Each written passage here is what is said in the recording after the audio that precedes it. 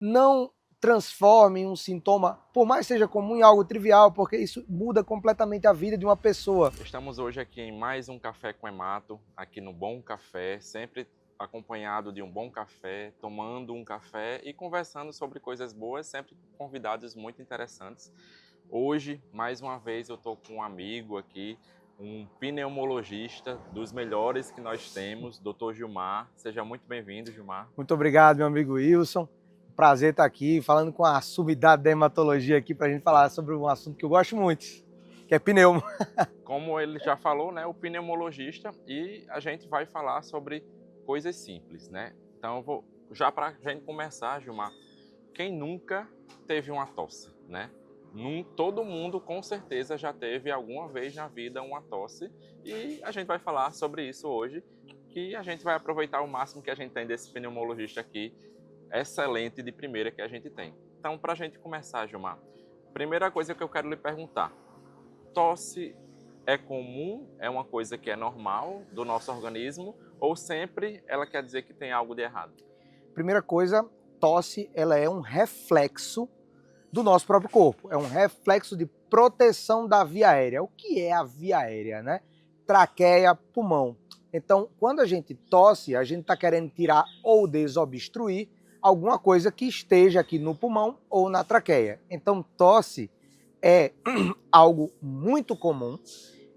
É estimado que 100% das pessoas ao longo da vida tossirão mais de 300 vezes na vida. Então, é algo extremamente comum, extremamente prevalente e que na grande maioria das vezes não representa uma doença séria. Mas tosse tem várias causas e é sobre isso que a gente vai conversar hoje. Então, se você que está nos assistindo nunca tossiu na sua vida, pode comentar aqui que você vai ser premiado, porque todo mundo já Todo tossiu, mundo 100% das ou vezes. tossiu ou tossirá. Exatamente. E aí, com que frequência você atende um paciente com tosse? Todos os dias? Todos os Todo dias. mundo? Todos os dias. Todos os dias eu atendo pessoas com tosse. Ou a tosse ela é um sintoma de um todo, ou ela é a causa da própria consulta. O paciente vem porque ele não para de tossir e ele quer uma solução para aquilo que está causando a tosse nele. E o que é que pode causar essa tosse? Então, vamos lá, começando com as possibilidades de diagnóstico para uma tosse. Perfeito. Para a gente poder fazer a possibilidade de diagnóstico de uma tosse, a primeira coisa que a gente tem é discernir o tempo de tosse, porque o tempo ele está acompanhado do diagnóstico. Por exemplo, a gente tem a tosse que é considerada aguda, que é aquela que dura até 3 semanas, a tosse subaguda, que é aquela que dura entre 3 e 8 semanas, e aquela tosse que dura mais de 8 semanas é chamada de tosse crônica. Então, a tosse aguda é aquela tosse que você tem porque você obstruiu a via aérea com alguma coisa, sei lá, você se engasgou, você teve um quadro viral e naquele momento do quadro viral você está com a sinusite viral e está tossindo por conta desse quadro. Quando passa os 7 dias, melhora. A tosse subaguda é aquela tosse que você tem principalmente dentro desse contexto entre 3 e 8 semanas, as tosses que nós consideramos principalmente de convalescença, nome feio, que quer dizer o quê? É um sintoma pós-infeccioso. Imagina que você tem uma virose e depois dessa virose aquela inflamação residual continua. Aí fica produzindo secreção e a pessoa fica tossindo. É aquela tosse que fica de 3 a 8 semanas. E existem as tosses crônicas, e aí a gente tem um grande leque de diagnóstico, que nós temos as doenças mais comuns, que é a rinocinusite, que é a inflamação da via aérea superior, que essa inflamação na via aérea superior produz secreção, essa secreção escorre pelo céu da boca e goteja em cima da garganta. Esse fenômeno nós chamamos de gotejamento posterior ou gotejamento pós-nasal, que é aquele pigarro que fica dando, que a gente sempre tem, fica fazendo isso. Inclusive eu estou hoje com minha sinusite atacada, então também estou com esse sintoma. Mas também existem outras doenças que são muito importantes, que essa é a principal causa de tosse crônica no Brasil e no mundo, mas também tem outras causas importantes, como são o caso do refluxo, que é a segunda causa mais comum de tosse crônica, e terceiro lugar, a asma, que é a terceira causa mais comum de tosse crônica. Existem outras causas que a gente pode comentar em cima disso, que aí vai muito mais associado à exposição da pessoa. Por exemplo, se você é fumante, uma quarta causa de tosse crônica é a DPOC, doença pulmonar obstrutiva crônica, que é a doença associada ao cigarro. Não só cigarro causar isso, também na nossa população, aquelas pessoas que têm exposição a fogão a lenha, fumaça de uma forma geral, queima de coivara e etc., também pode ter. E eu vou dar um outro diagnóstico de brinde, que é algo muito comum no nosso meio, que é a tuberculose. Tuberculose também é uma causa de tosse crônica, também é uma causa de tosse crônica com secreção, febre, etc., que também pode causar. Outras causas que a gente tem aí, para a gente deixar o tema mais complexo, câncer de pulmão, né? Não só câncer de pulmão, mas câncer de pulmão e laringe, que são cânceres associados ao cigarro e à fumaça, que também podem ter sintomas de tosse crônica, como a ponta do iceberg, né? Vamos dizer assim. E coqueluche também, que é uma doença que, por conta da vacina, ela já foi erradicada, mas de vez ou outra a gente volta e vê ela por aí, que é uma causa de tosse crônica também frequente. Muita coisa. Muita coisa. Muitos assuntos para a gente falar aí, né? Você disse aí praticamente todas as doenças que a gente tem aí, que a gente pode ter tosse. Vamos começar do mais simples, assim, né? Vamos tentar destrinchar um pouquinho cada um disso. Então, a primeira causa que você falou que é a rinocinusite, que às vezes a gente tem aí, confunde muito com a gripe, com o resfriado, com a virose. Como é que a gente diferencia, assim, esses sintomas? O que é uma gripe, o que é um resfriado, qual é a tosse de cada um? Perfeito. Isso aí, você falou uma dúvida que é em 100% dos pacientes. Inclusive, a queixa mais comum, pelo menos no meu ponto de vista, nos pacientes que chegam pra gente com diagnóstico de sinusite é: doutor, eu gripo todo mês. E não tem como uma pessoa gripar todo mês, né? A gente sabe que pela imunidade... Claro, existem doenças da imunidade, mas normalmente as pessoas não gripam todos os meses. O que acontece então que é isso? É sinusite. Só que aí é um ponto importante que você falou. Como é que eu vou diferenciar uma sinusite de um quadro viral, de uma virose aguda? Principal são outros sintomas constitucionais, como febre, dor de garganta. Esses sintomas primordialmente acontecem nas doenças infecciosas, que é a angina chamada, Sim. que é a dor de garganta, a secreção mais esverdeada e amarelada, e não é porque ela está amarela ou verde que tem que entrar com antibiótico, isso aí, na verdade, ela tem essa cor por conta de uma secreção que fica já mais madura, né? Ela passa um tempo lá acumulando e por isso ela tem essa cor. E você também tem sintomas como inapetência, que é aquela fraqueza, aquele mal-estar. Isso são sintomas virais. Já a sinusite não, ela é muito mais simples. Ela tem obstrução nasal, ela tem secreção nasal e ela também pode ter alguns sintomas como obstrução nasal, espirros frequentes, porque o espirro, como a tosse é um mecanismo de desobstrução da via aérea superior, o espirro ele é um reflexo de desobstrução da via aérea superior do nariz. Só que ele é um reflexo modificado. Por que eu tenho que dar essa tecniquez aqui?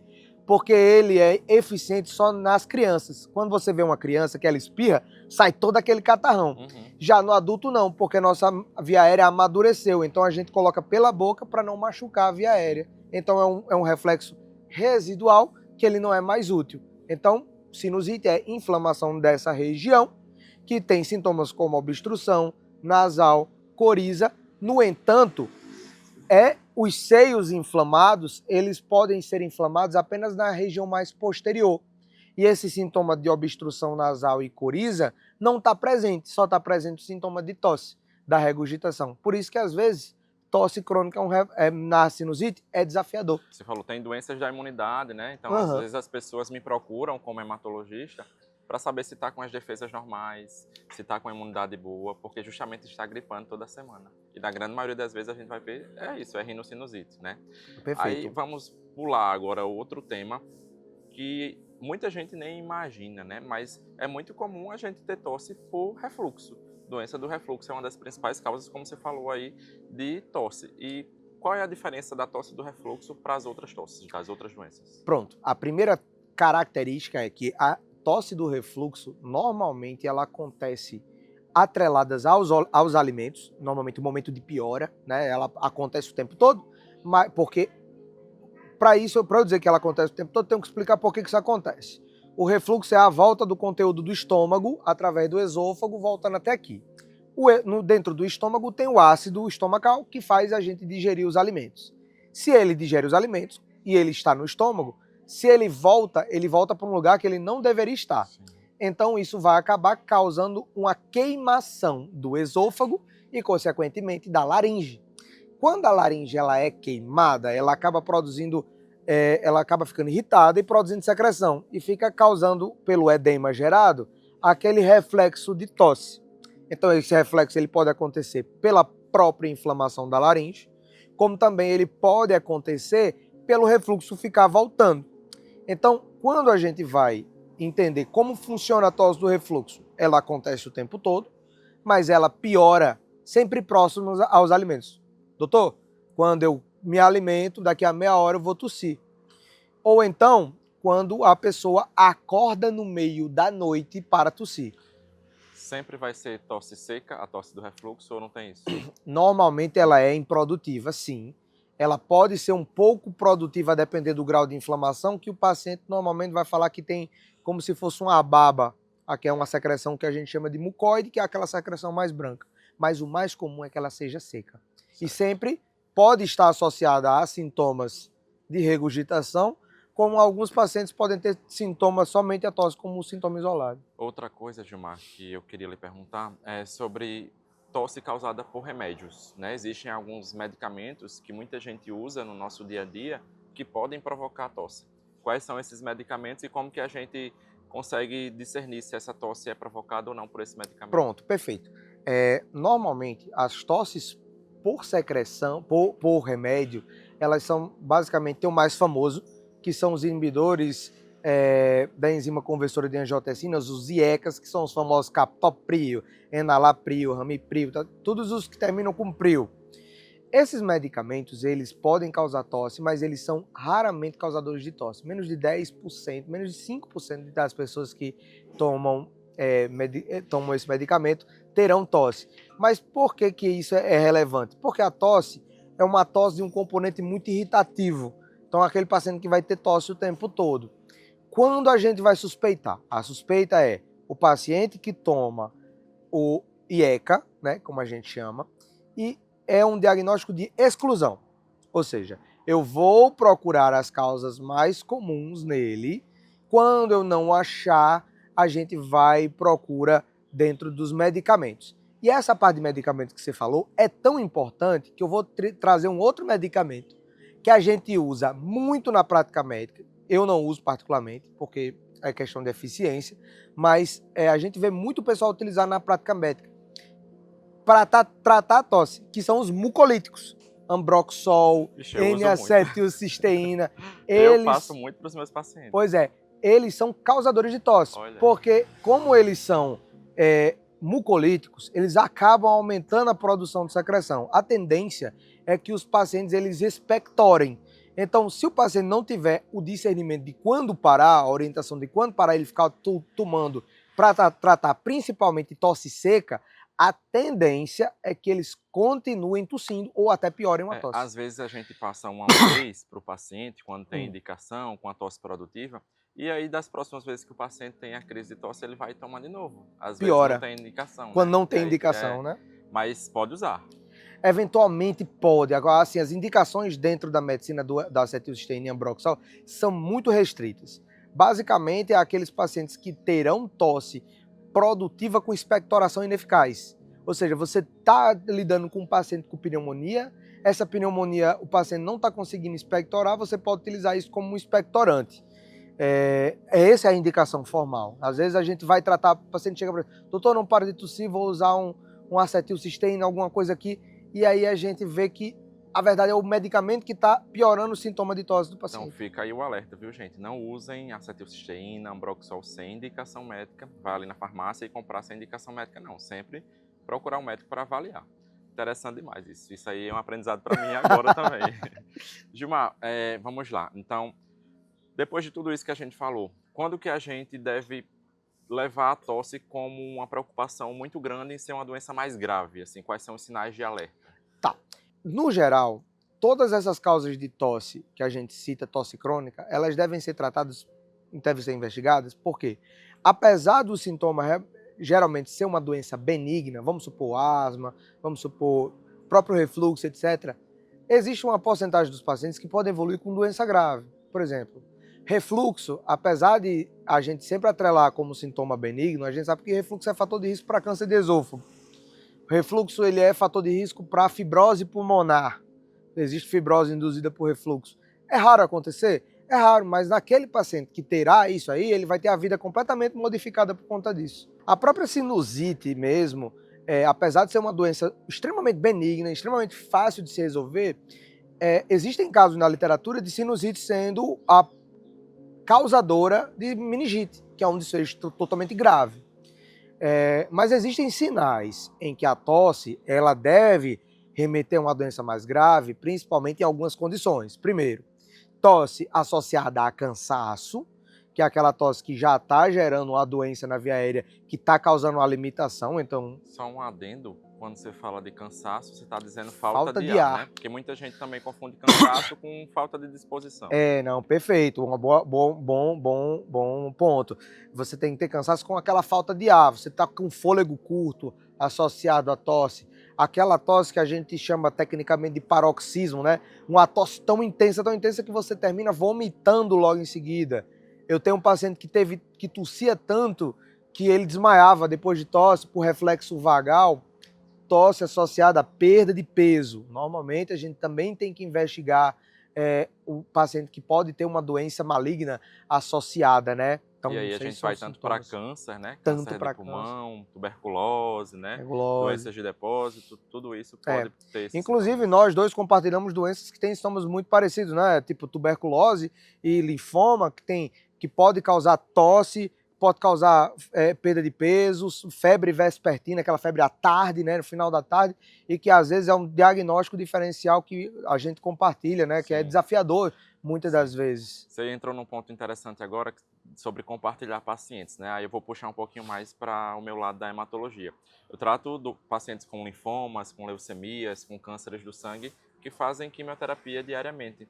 E esses pacientes, para a gente, quando eles têm tosse, é uma preocupação a mais. E por que a gente deve se preocupar quando o paciente está fazendo quimioterapia? Não só para cânceres do sangue, quanto pacientes que têm outros cânceres e tumores sólidos. Perfeito. Porque quando a gente fala assim, como a gente está tirando a tosse como sintoma guia, né? E isso às vezes nós médicos às vezes a gente tem aquela tendência de ignorar, né? Não é nosso caso, porque como a gente já vive nesse meio, a gente já tem um alerta aceso. Mas a tosse, como ela é um sintoma bem inicial, ela é o mais sensível. Quando a gente fala na medicina que alguma coisa é mais sensível, normalmente é aquele primeiro que aparece. Então, quando a gente fala que o sintoma da tosse ele é sensível, a gente tem que utilizar ele como o alerta inicial para já procurar antes que a coisa piore.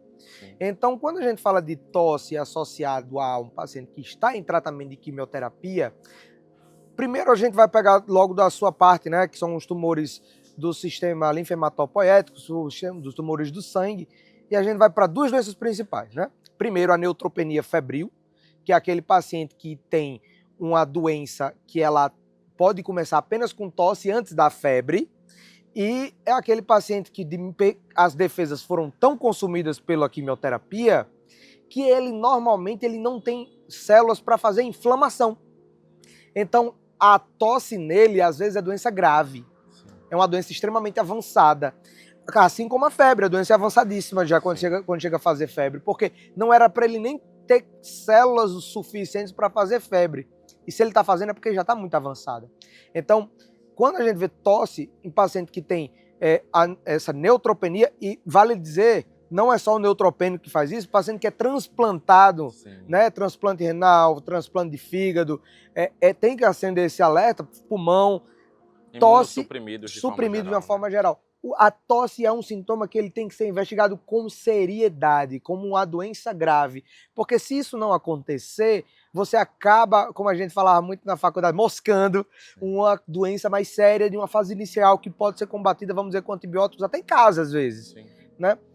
mas que tem que ser levado em consideração, principalmente por parte do paciente. Doutor, estou tossindo, então você tem que ser tratado de forma muito séria, porque é o que ela realmente representa, né? E outra coisa também para esses pacientes que às vezes pode estar associada ao próprio tratamento, Ao né? próprio tratamento, As medicações. que seria a segunda parte, que aí já é a parte que também você compartilha, e também os nossos colegas oncologistas que tratam tumores sólidos. O tratamento, ele eventualmente ele pode causar um fenômeno de intoxicação no pulmão, que é o que nós chamamos tecnicamente de pneumotoxicidade. Então, o medicamento ele pode ter uma interação com o corpo, e essa interação gera uma inflamação no pulmão, que nós chamamos um termo técnico chamado pneumonia intersticial não específica. Apesar de ter o nome pneumonia, não é uma infecção, é uma inflamação. Mas o que é importante é dizer que os quimioterápicos, eventualmente, eles podem causar sintomas pulmonares. E aí a gente vai, eu vou trazer o Tati Case aqui novamente para poder explicar. Existem tipos de inflamação. Existe pneumotoxicidade tipo 1, 2, 3 e 4. Quando existe a pneumotoxicidade tipo 1, a gente não precisa fazer nada. Agora, a partir da tipo 2, a gente não suspende normalmente o medicamento, dá para tentar resolver com medicamento, com anti-inflamatório. Agora, a partir do tipo 3, não, a gente tem que suspender o medicamento, trocar o esquema e fazer também terapia com corticoide para poder desinflamar e aí sim evitar que aquele pulmão fibrose, né? Porque pode causar fibrose também. Você explicou o nome pneumonia. E tem muita gente que não entende o que é uma pneumonia. Quando a gente fala que a pessoa está com pneumonia, já acha logo que é uma doença muito grave e que tem que tomar sempre antibiótico. E a gente sabe que não é sempre assim. Então, o que é a pneumonia e quando que a gente tem que tratar uma pneumonia com antibiótico? Perfeito. Então, primeira coisa, o primeiro ponto é pneumonia é inflamação no pulmão.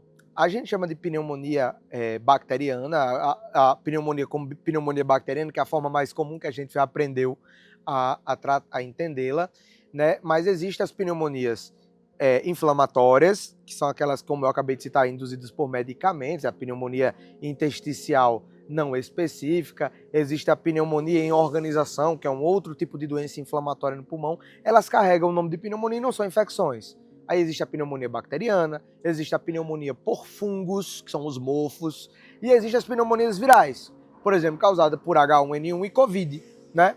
E vale entender que a pneumonia a gente só vai tratar desde que a gente, primeiro, tenha um raio-x que tenha uma mancha no pulmão, atrelado a um paciente que tem sintomas como febre e expectoração, e a partir disso, quando ele tem um exame ou outro que mostre sinais de inflamação e etc. Essa é a condição que a gente vai introduzir antibiótico, de forma cega, sem constatar que o paciente está com a infecção, por conta justamente da prevalência na comunidade.